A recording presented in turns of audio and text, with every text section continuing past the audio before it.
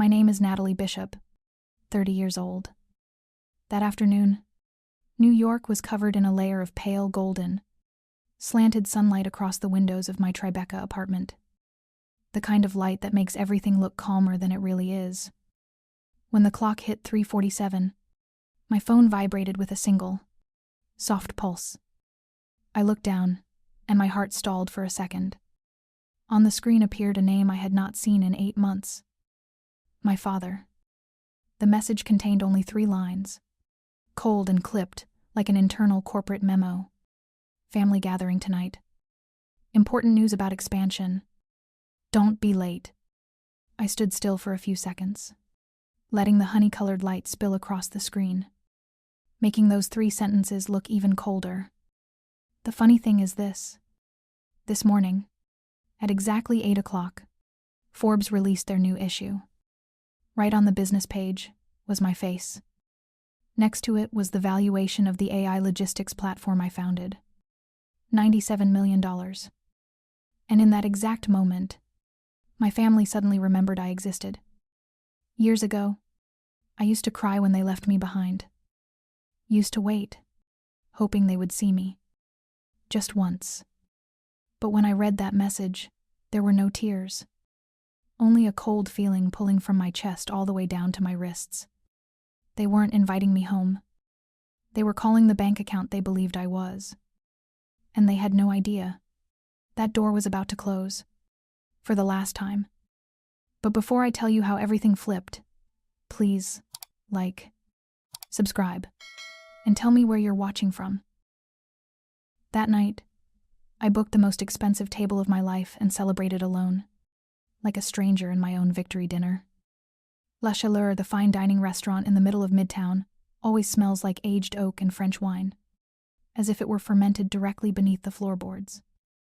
I chose this place because, in the Bishop family, this is the only thing they respect. Luxury. I arrived at 6:58 p.m. The soft yellow light from the chandeliers poured down onto the 6-seat table already set up. White linen. Silver cutlery. Burgundy glasses polished enough to reflect my face. I ordered seafood the way my mother Vivian likes it. Ordered the ribeye my father is obsessed with. Ordered 2 cocktails that Oliver, the social media star of the family, always flaunts on his stories. I wanted them to look at me, as an adult. Not as the ornamental shadow stuck between all the moments they raised a glass to my brother. 7:05. No one arrived. I told myself. Maybe they're stuck in traffic crossing the bridge. 7:18. Still only the sound of cutlery from the table beside me. I forced myself to sit straight. Not to look embarrassed. Not to let anyone see I was starting to worry.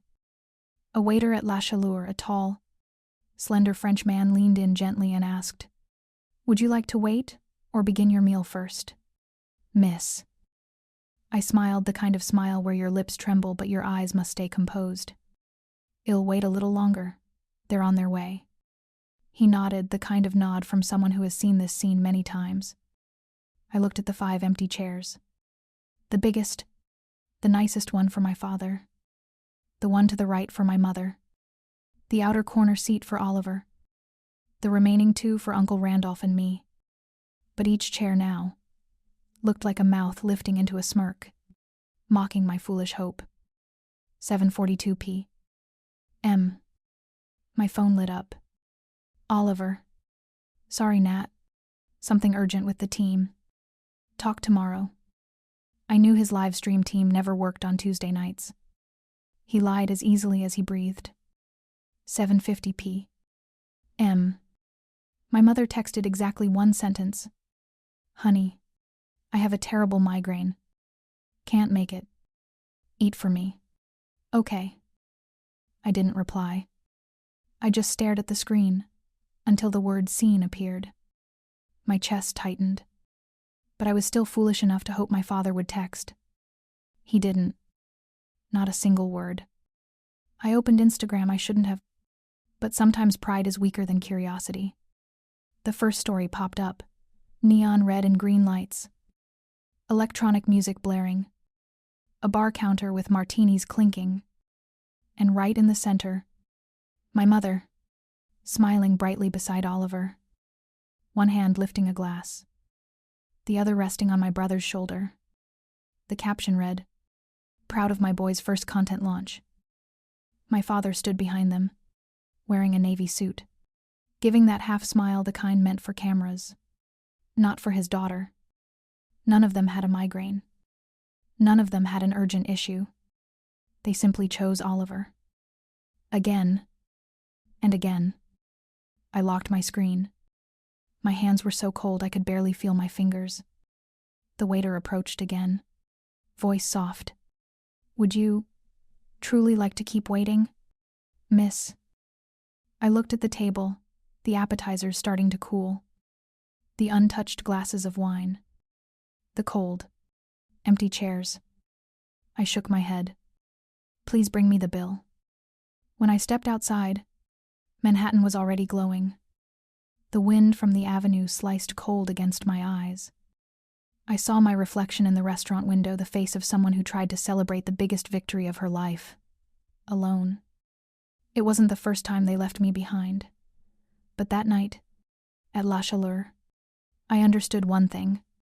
In the Bishop family, I was never counted in their number of seats. If you want to understand why I'm this cold, you have to know how I grew up. I will never forget that morning in 5th grade, the hallway of Jefferson Elementary filled with the sound of kids running, holding science models with glue that hadn't even dried. I stood at the corner of Wing A, next to the small table, where I placed my project. The automatic light sensor irrigation system. I remember my hands trembling so hard I almost dropped the sensor board. But my eyes kept looking toward the door, waiting. The bell rang. No one from the Bishop family showed up. Principal McAllister bent down to look at me, his eyes sad, like he had witnessed this scene too many times. "Excellent work, Natalie," he said. Then he personally placed the medal around my neck. I tried to smile, but standing in the middle of that big schoolyard, with cheers from other families echoing again and again, the seat reserved for my parents was still empty. When I called home, my mother said, "Oh, honey, Oliver has a game. I have to go." Oliver that day stayed on the bench the entire match. I held my medal with a hand cold as stone. And that was the first day I understood. In the Bishop family, my achievements were just accessories on the table. The NYU stadium that afternoon glowed purple with graduation gowns. I sat in the honor student row, watching crowds high-fiving below. My parents sat in the 8th row. Or rather, they had been sitting there. When I looked down to find them at the exact moment the MC read my name, the seats were empty. Uncle Randolph stood leaning against the railing, holding a bottle of amber-colored drink, smirking. Too long, too boring. I dragged them home. I walked onto the stage alone. No familiar clapping. No one lifting a phone to capture the biggest milestone of my life. The only photo from that day was the one I took myself with an old phone, with empty seats behind me. At 24, when I was building the first version of FreightWave Atlas, I needed $5,000 to buy a server and testing equipment. I went home and sat across from my father. He was reading the Wall Street Journal, not looking at me, just flipping pages. "Dad, I need $5,000. I'm building a big platform." I think he put the newspaper down and looked at me with eyes both tired and condescending. "Natalie, girls shouldn't dream. Find a man to rely on." That sentence stabbed straight into my chest, slow but deep. 2 weeks later, he bought Oliver a brand new Ford F-150 pickup costing $42,000. I stood on the steps, watching Oliver run around the truck, laughing loudly in the afternoon wind. I can still remember the smell of the new engine and the smell of a truth. In the Bishop family, my dreams were worth nothing. I stayed silent. But I kept everything, every email, every document, every word that made me small. I moved into a 1-bedroom apartment in Queens, so tiny the bathroom walls could be touched with 2 steps. Days as a product manager. Nights coding. weekends delivering orders by bicycle to pay for rented servers. No one asked if I was okay. No one knew I was doing 3 jobs at once to keep up with my dream. No one sent a single message. Did you eat? Are you tired? Do you need me? The Bishop family disappeared as if I were a tenant who had just moved out. I still remember the sound of the server fan on the first night, loud like metallic rain hammering on a tin roof. I sat hugging my laptop, eyes burning. Coding until dawn washed a soft orange over the small window. I built myself 1 line of code at a time. No family. No one behind me. Only me. And the determination to never let them decide my worth again. My parents didn't call on my birthday. No Christmas message. No check-ins. The house at Hudson Hill probably didn't even remember they had a daughter named Natalie. But on the morning Forbes published the $97 million valuation, my phone suddenly lit up nonstop. Messages. Missed calls. Emails. The Bishop family, the group who vanished for 8 months, suddenly appeared again, as if their silence had never existed. Not a single question like, "Are you okay? Are you happy? Are you proud of yourself?" Only messages that treated me like an ATM machine. Family meeting tonight. Don't be late. Big matter to discuss. I read them, then set my phone down. The evening breeze slipped through the Tribeca window, blowing Manhattan's cold scent into the room. For the first time in my life, I didn't feel hurt by their silence anymore.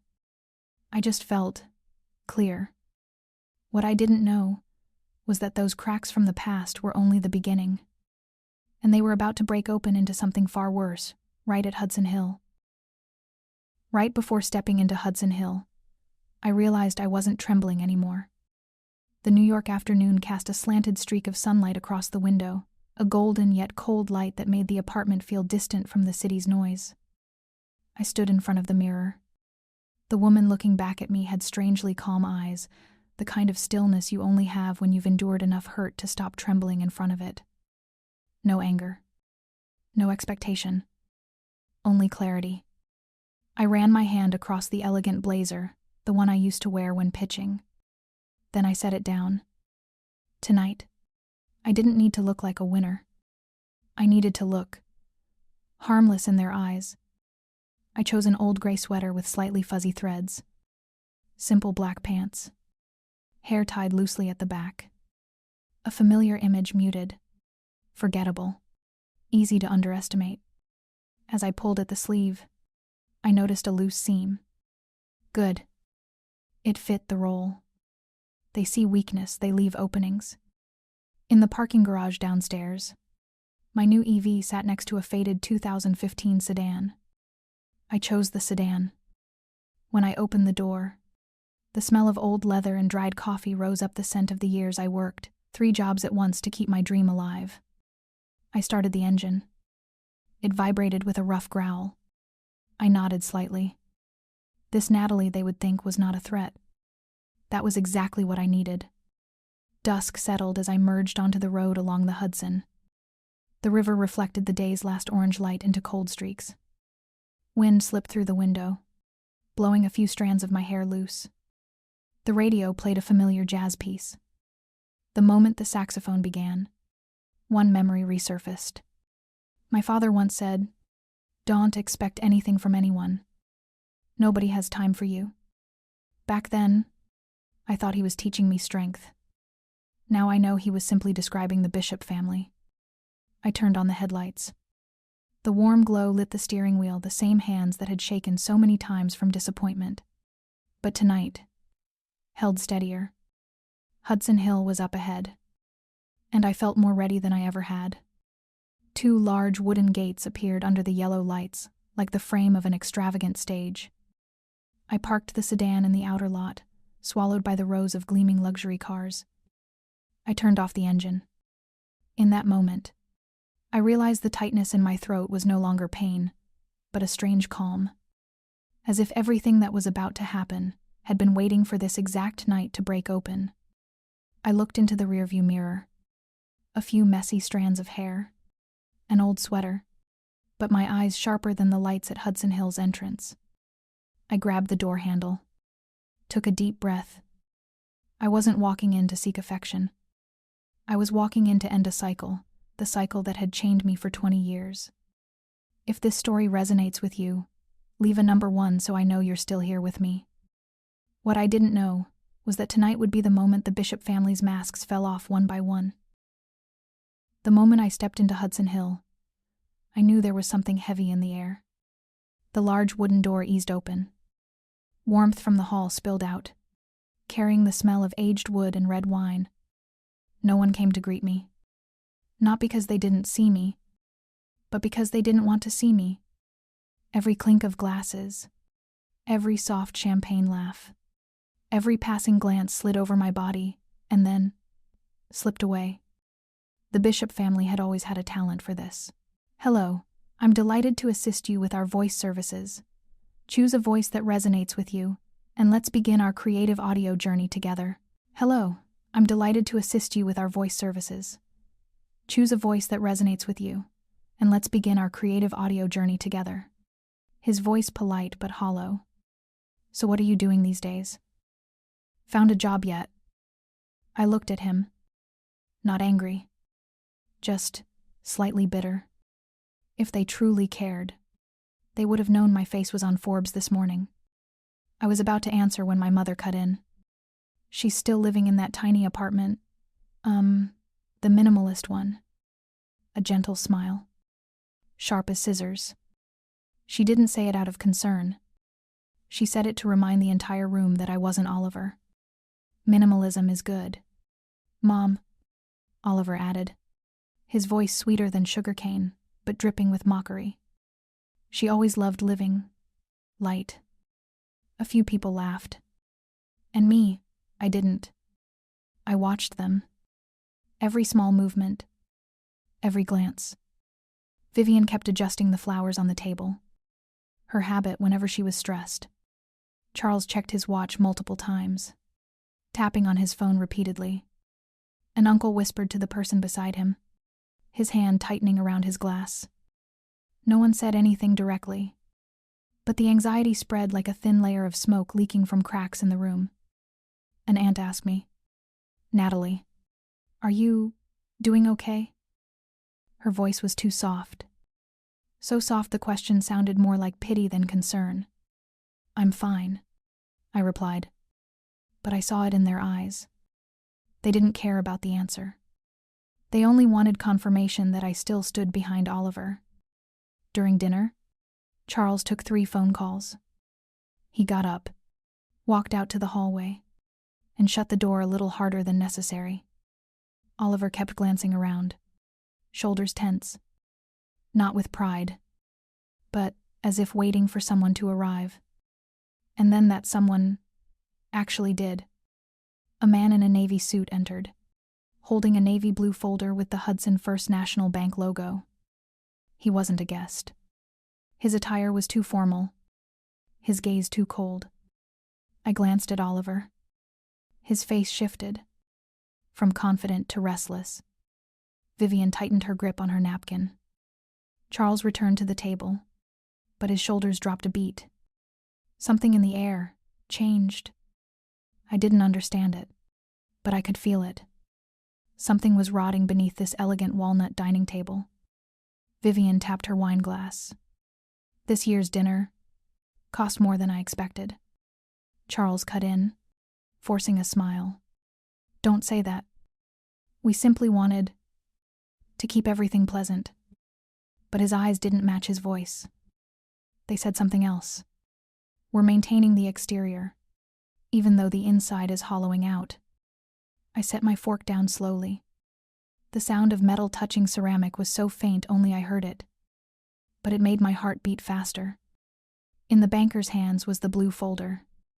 The corner clearly read, "Bishop Hospitality, Loan Agreement, Urgent Review." Oliver noticed me looking. He turned his wineglass to hide his face. A small action, but not an accidental one. Oliver stood up. The chair scraped lightly across the floor. He lifted his glass, smiling like a conqueror. "Tonight, "I want to celebrate my sister," Oliver said. "The one who always stays true to her simple version of life." The whole room laughed. My mother clapped softly, eyes narrowing with satisfaction. I didn't laugh. I simply looked straight at Oliver. And in that moment, I knew. He thought I was weak. This entire family thought I was weak. They didn't know. That very belief would destroy them tonight. I was placing my glass down when a server approached, bowing slightly. "Are you Miss Natalie Bishop? Someone wants to see you. Right now." I turned. The man in the navy suit, the one holding the bank documents, was standing at the doorway, looking directly at me. That gaze wasn't the gaze of a stranger. It was the gaze of someone who knew me, and someone who knew exactly what my family had been hiding. And from that moment, I understood. Tonight wasn't just a dinner. It was the Bishop family's first collapse. That man hadn't come to see my father. He had come to see me. The air in Hudson Hill seemed to drop a degree when the man in the navy suit walked deeper into the room. The navy blue document folder in his hand reflected the chandelier light like a strip of cold steel. He stood about 3 meters from the table, close enough to see every face clearly, far enough to hold all the power. "Miss Natalie Bishop." His voice rang out, so precise it revealed no emotion. Every gaze swung toward me. My father froze mid-motion, his hand still hovering over his glass. Oliver stopped breathing for a second. Vivian slapped her napkin onto her lap. The soft thud sounded like a dead end. "I'm here," I replied. No one in my family spoke, but their bodies said everything. Vivian shifted her posture, her spine stiff as a steel bar. Charles forced a polite smile, but his eyelid twitched. Oliver licked his lips, a small gesture, but a guilty one. They knew who this man was. They knew why he was here. "Hello. I'm delighted to assist you with our voice services. Choose a voice that resonates with you, and let's begin our creative audio journey together." Oliver turned to my father. "Dad, what does he mean?" Vivian touched her collar, smoothing a line her habit whenever she was afraid. The man stepped beside me and placed the folder on the table. The thud silenced everyone. "Miss Natalie." According to the internal authorization document updated 3 years ago, he slid a page toward me. "The authority to approve expansion loans and restructuring belongs to you." I raised an eyebrow. "Me? Since when?" Oliver whispered, panicked. "No way. Dad would never let her sign those things." My father flushed red. "That was just paperwork. Nobody expected, but legally," the man said, his tone steady like a verdict. "Miss Natalie is the only individual with authority." I felt the entire family stare at me as if I had just snatched away their crown, when in fact, they had placed it on my head 3 years ago because they assumed I would never use it. They were wrong. I opened the first page. Bold print. Bishop expansion. Pending risk review. Loan delinquency. My heart paused half a beat. "Delinquency?" I asked. "The loan is past due." The man nodded. 60 days. The bank needs the executive representative's signature to confirm the project's true status. "We contacted Mr. Charles 2 weeks ago, but he didn't respond." I finished the sentence. He nodded again. Vivian snatched her wine glass and took a long drink as if to numb her fear. "That's a misunderstanding," my father tried to say, forcing calm. "Natalie doesn't understand the situation. Everything is just temporarily delayed." The man's eyes chilled. "Delays do not come with financial statements full of gaps. Hudson Bank cannot disperse further unless Miss Natalie confirms." I looked at the numbers. Overspending. Revolving debt. 2 overlapping mortgages. A furnace burning beneath this elegant walnut table, and they planned to pull me into it. I set the papers down. "Hello. I'm delighted to assist you with our voice services. Choose a voice that resonates with you, and let's begin our creative audio journey together. That question struck straight at the core of the Bishop family. Oliver looked away. Vivian lowered her head, pretending to adjust her napkin. My father exhaled heavily. I tightened my voice. How long have you all been hiding this from me? No one answered. The man straightened, his voice formal. Miss Natalie, allow me to confirm. Hudson Bank has designated you as the sole decision-maker in this project. If you sign, we proceed. If you do not sign, we stop immediately. The air in the room grew heavier than the ceiling above us. All my life, they saw me as the shadow on the sidelines. The forgettable daughter. The one unimportant enough to ignore. Poetic justice. They handed me the power because they assumed I'd never use it. But tonight was nothing like 8 months ago. I pulled the folder toward myself and looked around the table.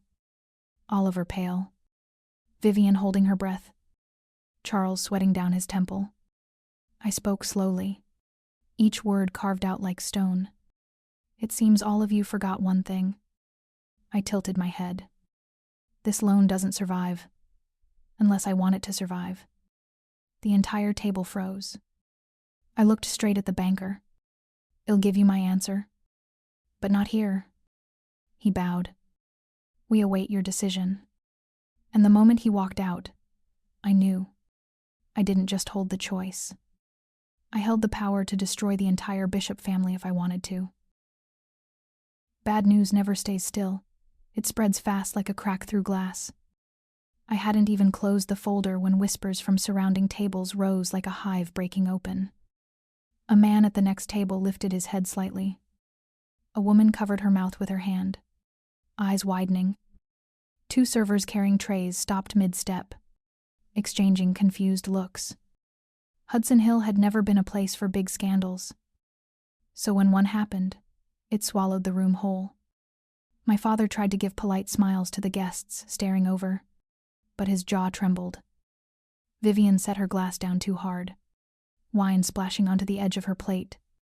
Oliver just sat there, shoulders rigid, eyes sliding past me toward the banker, as if he wanted to punch him. Charles' phone vibrated. Once. Then again. Then a third time. The screen lit up on his face, highlighting every bead of sweat. The words.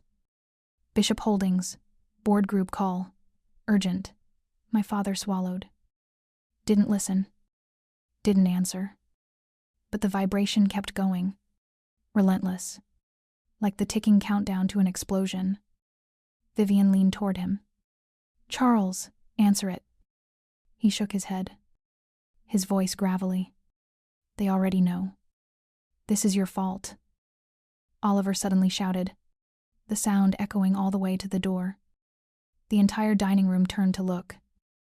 I didn't react. I simply stared at him.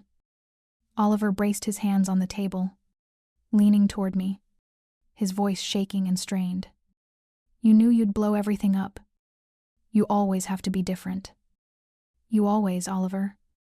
I cut him off. You're speaking out of fear. Not because you're right. His face flushed red, but beneath his anger was something deeper, panic at losing control. Oliver didn't hate me. He hated the feeling of his world slipping away, the very feeling that had fed the Bishop ego for years. Vivian slowly stood up. She no longer looked elegant. Her shoulders drooped. Her hands trembled. Natalie, she choked out. You don't understand. Your father and I have spent our whole lives trying to keep everything intact. Intact by hiding debt. I asked. Vivian's eyes shut for a second, like my question sliced her. The chandelier light fell on her hair, revealing silver strands I had never noticed before. We only wanted to protect you, she whispered. I looked at her, not angry, just covered in a thin, quiet sadness. Since when is hiding things from me considered protecting me? Mom. Vivian couldn't answer. The banker was still standing beside the table. He received a message, glanced at it, then said without any emotion, Hudson Bank has temporarily frozen Bishop Hospitality's credit line until Miss Natalie responds. Silence hit the table like a blow. He continued. And according to the latest system update, the second-tier shareholders are calling for an emergency meeting. The resort project is now marked on hold. Oliver almost jumped out of his chair. No. They can't freeze the project. We burned through all the money. Charles released the words no one expected. That sentence dropped onto the table like a boulder. I saw Oliver jerk back, his eyes shrinking with panic. All of it. How much? He asked, voice cracking. Charles didn't look at his son. Almost all. Vivian pressed her hand to her forehead. She gasped, as if the air around her had thinned. Their whole lives they built a facade of luxury. Now that facade was tearing apart in front of the very people they wanted to impress most. I thought I'd feel pleasure watching them fall, but the truth felt completely different. Charles collapsed into his chair, burying his head in his hands, something I had never seen him do. Vivian broke into tears, not gentle crying, but the kind that erupts when someone watches their house burn down. Oliver leaned back against the wall, eyes wide, lips muttering, No, we can fix this. We have to fix this. And me. I sat still, hands resting on my lap. No victory. No hatred. No satisfaction. Only one cold truth. They were collapsing under the weight of what they caused. I was just the first one willing to look at it. A fork fell from a nearby table. Someone whispered, "The Bishops are finished." And for the first time in my life, I felt no pain at all. I stood up. My chair slid back with a soft sound, yet it rang through the entire room like a bell. Every head turned. Charles looked up with pleading eyes. Vivian reached a trembling hand toward me. Oliver opened his mouth, but no words came out. I looked at each of them. Not angry, just final. "I'll make my decision," I said. "But not here. And not tonight." I turned away. No one followed. No one dared say my name. The heavy wooden door opened, casting a long strip of light across the tiles. I stepped through, and in that moment I understood. I was no longer the one being left behind. I was the one walking away first. Because sometimes, the final silence is the answer clearer than any words could ever be. Leaving a place that once hurt you is often much easier than leaving the feeling it left behind. The heavy wooden door closed behind me. A small click, but it echoed in my chest like a sigh I had held in for many years. Outside, the Upper West Side night breeze swept past, cold enough to pull me back into reality. The sidewalk was still wet from an earlier rain. Streetlights stretched into long, pale yellow reflections that looked like threads guiding me away from the collapsing room behind me. I stood on the steps for a while, took a long breath. No more Oliver yelling. No more Vivian crying. No more Charles calling my name as if clinging to the last branch of a sinking family. Only the sound of passing cars, the wind brushing the trees, and my own heartbeat for the first time, not pulled by anyone else. I thought that when I walked out, I would feel triumphant, that I would feel thrilled for finally standing above them. But what spread inside me was just a thin emptiness, light as steam. I leaned gently against the steel railing, watched people pass by, none of them knowing I had just pushed an entire family to the edge of collapse. None of them knowing what was burning behind that wooden wall. A New York evening like thousands of others. Except I was no longer standing in the same place. There was a strange feeling. Not joy. Not sadness. Just lightness. A lightness like setting down something you've carried too long. A strong gust of wind blew my hair off my shoulder. And for some reason, I remembered the empty chair at my graduation when I was 17. The chair they said they missed because of traffic. But the truth was, they simply forgot. Then came my 23rd birthday, when I sat inside a tiny Brooklyn apartment waiting for the doorbell. It never rang. They were too busy with a trip I hadn't been invited to. I once thought those memories didn't hurt anymore. But tonight, standing alone in this vast city, I realized old pain doesn't disappear. It just lies quietly, waiting for a moment to be seen again. I pulled my coat closer and stepped down from the stairs. Each step felt like leaving an older version of myself behind. I didn't need them to lose. Didn't need them to pay.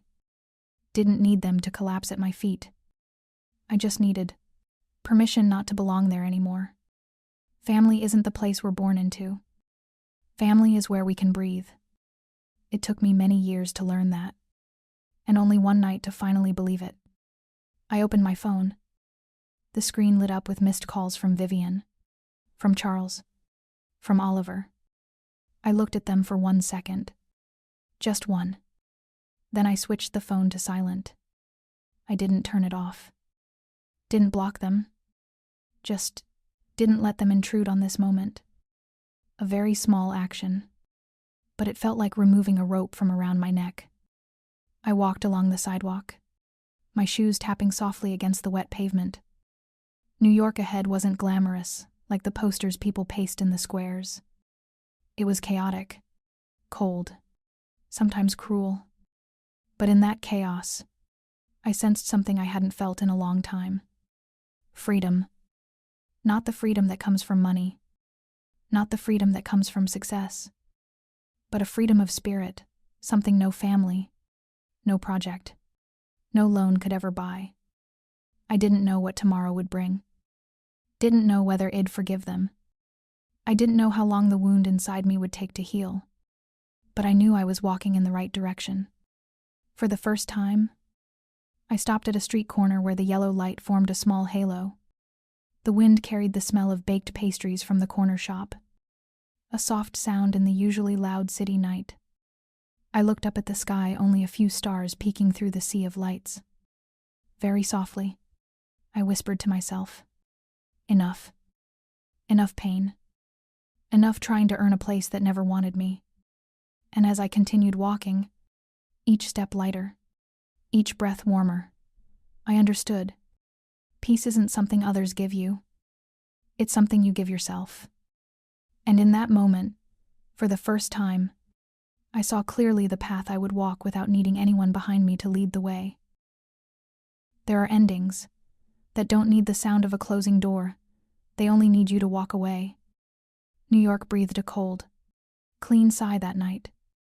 No more expensive perfume mixed with pretense in the conference room. No more scrutinizing eyes. Just me, and the wind slipping through the stone hallways of Tribeca. I stood at the steps, my hands still trembling slightly as if someone had just lifted a boulder off my shoulders, one I hadn't known I'd carried for so long. Behind me, the heavy wooden door shut. I didn't look back. I didn't have to anymore. The buildings of Manhattan still stood proud, cold, full of light. But inside me, something had shifted. I thought about all the years I waited for a compliment. A nod. A sign that I wasn't invisible. But then I realized, freedom doesn't come from their approval. Freedom comes when you no longer need it. The night wind blew a little stronger, as if someone had just opened a new door for me. I walked down the steps, merging into the sound of taxi engines, people calling out to each other, the hum of the city. Everything familiar, yet for the first time, I felt like I actually belonged here. My company was still waiting for me. The people who believed in me were still waiting, and the future for the first time belonged entirely to me. I opened the door of the old sedan, sat down, and let the wind slip in through the window frame. Revenge isn't about hurting them. Revenge is living a life they no longer have the right to touch. If this story made you see a piece of yourself in it, please like and subscribe so I can share more meaningful and powerful stories with you. See you in the next story.